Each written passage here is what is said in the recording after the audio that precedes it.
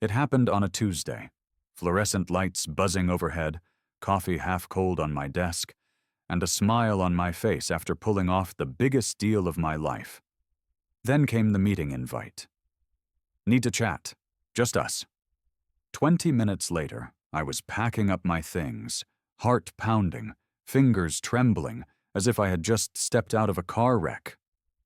Before we dive in, where are you listening from? And what time is it for you right now? Drop a comment below. I read everyone. Help us reach 10,000 subscribers before the end of the month. I made a promise to my dog. Once we hit 10K, I'll buy him a brand new cooling mat. He's counting on you, and so am I. So if you enjoyed the story, please hit that subscribe button. My name is Ryan Mercer. I'm 32, fiercely ambitious, and I'd built a multi-million-dollar division from the ground up, only to be kicked to the curb like I never mattered. Part 1. The champagne was still cold.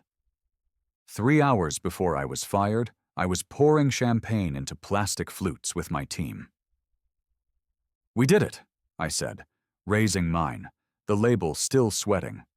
$18.6 million in new revenue in the second quarter alone. That's double our projection. People clapped, some hugged. I'd never seen my analysts smile that wide. It wasn't just the money. It was what it meant. We'd pulled off a turnaround no one believed in, except me. My division had been bleeding when I took it over last year. My boss, Alan Kerr, practically begged me to take the reins. He gave me 6 months to turn it around, or we'd sunset the whole unit. I worked 16-hour days, coached the team back to life, slashed overhead, rebuilt client trust. I even brought back our biggest client who had walked out the year before. Last week, that same client signed a 3-year contract, $12 million. They mentioned me by name in the call with the CFO. So yeah, the champagne was justified. Then Alan sent the Slack. "Got a quick thing to chat about. Executive conference room, 3:15, just you and me." No emoji, no context. But whatever. I assumed he wanted to personally thank me or maybe talk promotion. I walked in smiling. He didn't look up, just pointed to the chair. I sat. "Ryan," he said, voice flat. "I've made the decision to let you go." I blinked, laughed a little. "Sorry, what?" "You've been a distraction. The executive team is concerned you're too visible. You're taking credit for team efforts, making certain people look bad in front of leadership." My heart thudded. "I am the team. What are you talking about? You asked me to present to the board. You thanked me 2 days ago." His eyes narrowed. "This isn't a debate. Clean out your desk. HR already has the paperwork." I didn't move, couldn't. My skin was hot, my face red. I wanted to yell, throw a chair, punch something. But I didn't. Because I remembered something. The email I sent the night before, the one I'd BCC'd only 2 people on, and what I'd attached to it. That's when I realized Alan had no idea what was about to hit him. I walked out of that glass conference room like a ghost. My legs moved, but I wasn't in them. The office floor looked different, warped, smaller. People glanced up from their monitors. A few tried to smile, one mouthed, "What happened?" I didn't answer. I made it to my desk. My inbox had already been locked. Someone in IT was fast. But I didn't panic, because 3 weeks ago, I'd started to smell smoke. Alan's tone had changed. Little jabs in meetings, reassigning parts of my strategy without telling me. He made a point to minimize my wins in front of the VP of sales, almost like he was rewriting history in real time. Then there was the town hall. I gave the quarterly numbers. I could feel the room leaning in. Afterward, the CEO himself pulled me aside and said, "If we had 10 more like you, we'd be unstoppable." Alan had been standing 6 feet away, pretending not to listen. But I saw his jaw clench. He didn't like being outshined, not by a guy who started here 4 years ago as a junior analyst. That's when I started preparing for the worst. So I did something Alan had no idea I was capable of. I covered my ass like a pro. First, I forwarded every critical email, especially the ones where Alan approved my presentations, praised my initiatives, and delegated authority to me. I built a personal archive. I made sure I had receipts. Then I documented everything. Client calls, performance metrics, even hallway conversations when things started getting shady. I used my personal phone for notes, time-stamped. I wasn't planning revenge. I was planning survival. And the night before the firing, I sent a resignation letter to myself and BCC'd 2 people, my mentor at a competitor firm and a partner I'd worked with from our legal team, one who always respected me and knew Alan could be slippery. The letter wasn't dated, but it outlined everything. My intent to leave the company professionally and respectfully, the toxic atmosphere that had been forming, the specific ways my work had been undermined, the metrics I had personally driven to success. My fear that a termination might be weaponized against me. I didn't think I'd ever need it. But now it was gold. As I walked toward the elevator, I passed by the digital signage board outside the lobby. There was my face, from the all hands.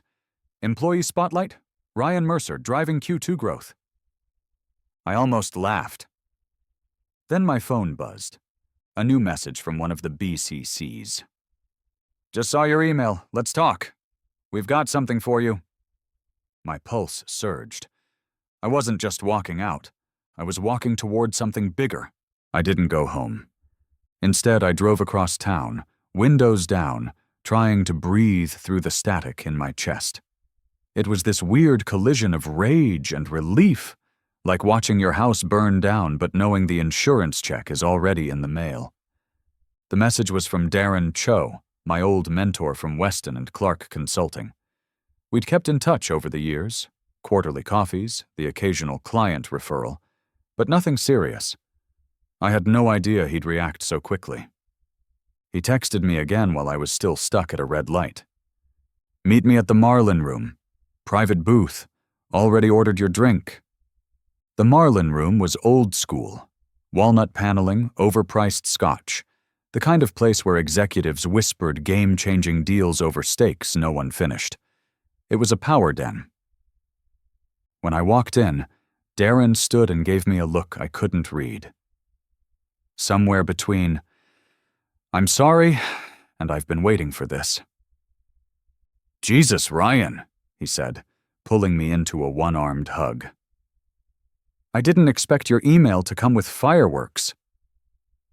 "Yeah," I muttered. "Alan lit the fuse. I just stepped out of the blast radius." We sat. He slid an old-fashioned toward me. It was exactly how I liked it. Orange twist, 2 dashes of bitters. "I've been watching that company for years," he said, voice low. "Your team's turnaround, impressive. But Alan's name always popped up when things went sideways. You're not the first casualty." "Thanks for the heads up," I said bitterly. "Might have helped yesterday." He smiled. "No, because yesterday you still had something to lose. Today, you've got leverage." I stared. Leverage? Darren leaned forward, fingers steepled. "I'm going to offer you something, but it stays between us until you're ready." I nodded slowly. "We want to launch a new vertical, enterprise strategy rooted in data and operational empathy, exactly what you built. We've got clients, we need a brain. You'll lead it. Title's flexible. Pay is better than fair. And the kicker?" He tapped his glass against mine. "You'll be going head-to-head with Alan's firm." I sat back, heart thumping like a war drum. "Why me?" I asked. "Why now?" He didn't hesitate. "Because you're the real deal. You make people better. You build things that last. Alan, he collects trophies. But you change the game. For the first time all day, I felt something like clarity. "I need to think," I said. "There's unfinished business." "Of course," he said, sliding a folder across the table. "This is yours when you're ready." Inside were mock-ups, a team roster, a 5-year projection, my name at the top. He stood to leave. "Take your time. But Ryan?" I looked up. "When the house burns down, don't waste time sifting through ashes. Build a better one." I nodded. And just like that, I knew. Alan had fired me to erase me. But he'd done the one thing that would make me impossible to forget. I didn't sleep that night. I lay on the couch, fully dressed, staring at the ceiling fan spinning shadows across my living room. My phone buzzed every couple of hours. Messages from teammates who'd heard whispers, vague HR emails with attached PDFs, even one from my old intern. "WTF happened? Please tell me this is a prank." It wasn't. By morning, the internal Slack had exploded. My name vanished from the org chart like I'd been erased. But my impact? That was harder to scrub. Turns out, when you carry a sinking team out of a nosedive, people remember. By noon, 2 things happened that cracked the dam wide open. First, my top 2 lieutenants, Melissa and Jay, both quit. They didn't even give notice. Just posted farewell messages in the all-hands channel, citing irreconcilable leadership differences. They didn't mention Alan by name. But everyone knew. Then, the bigger one. The client. The client. The one whose $12 million contract had sealed our second quarter. They called the company, said they were re-evaluating their commitment, and demanded a call with me. But I didn't work there anymore. So they pulled the nuclear option. They called Alan's boss. And suddenly Alan wasn't untouchable anymore. At 3:46 p.m., my phone rang. Alan Kerr. I stared at the screen. He never called. Ever. I let it ring out. He tried again. Twice. Then he left a voicemail. I didn't even have to listen to it. The transcript preview was enough. "Ryan, let's talk. Things may have gotten misconstrued yesterday. I think we acted too quickly. There may be a path for you to return. Maybe even lead a larger team. Let's clear the air." I laughed out loud. Suddenly it was all so clear. Alan had fired me not for failing, but for succeeding too visibly. And now that the very foundation of that success was cracking without me, he wanted to rewind. But I wasn't going back. Instead, I took a screenshot of the missed calls and forwarded it to Darren with a single line. "Let's build." Within the hour, we had an offer letter signed. I officially became head of strategic innovation at Weston & Clark. A team of 5. A blank canvas. A salary that made me sit down. And freedom. Sweet, blazing, earned freedom. But I wasn't done yet. Because Alan still thought this was over. And I hadn't even published the memo. You know, the one I wrote weeks ago. The one I never meant to send. The one titled, "Why Good People Leave." I stared at the Google Doc for a full 10 minutes before touching a key. It wasn't just a memo. It was a mirror. Everything I had seen and felt in that place, but never said out loud. And if I was going to publish it now, it had to be bulletproof. Not petty, not vindictive, just true. I changed the title from "Why Good People Leave" to something softer. Something that wouldn't scream vendetta. The quiet reasons companies bleed talent. I opened with a line I'd written at 2 a.m. weeks ago, after Alan snubbed me in front of the board. People don't quit jobs. They quit gaslighting. Then I wrote, in clean, measured prose, about the slow erosion of trust. The way leadership silences the very voices that save them. The politics that reward spotlight theft and punish results. The culture of fear, of ego, of pretending that titles mean talent. No names, no specifics.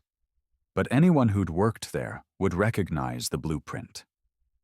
I wrote about how teams thrive when empowered, not micromanaged. How innovation dies under insecure bosses. How the most dangerous leaders aren't the loud ones, but the quiet ones who rewrite history and bury those who threaten their narrative. I hit post on LinkedIn and closed my laptop. Then I went for a run. By the time I got back, it had 12,000 views. An hour later, 35,000. By dinner, over 100,000. Hundreds of comments, thousands of likes. Former coworkers, clients, even strangers chiming in. One message stood out. "This is the most honest thing I've read about leadership in years. We need more Ryans in the world."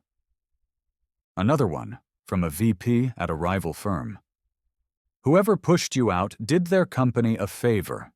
You're about to own the next chapter." By midnight, 3 job offers landed in my inbox. I didn't need them, but it proved the point. The next morning I heard from Melissa, the former team lead who quit after me. She sent me a screenshot. Alan had deactivated his LinkedIn. Guess the heat got too much. Then she said something I'll never forget. "He spent years making us feel small. You didn't just walk away. You turned on the lights. Thank you." I sat back in my chair, stunned.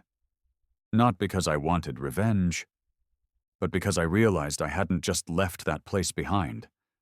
I'd started something bigger. 3 weeks later, I walked into a downtown conference room. Not as a guest, not as an employee, but as the head of my own division.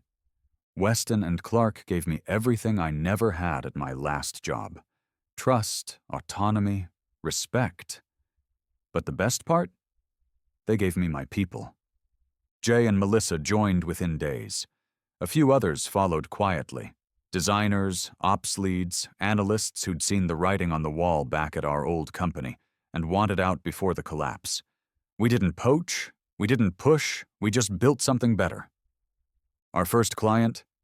The one Alan lost the week I was fired.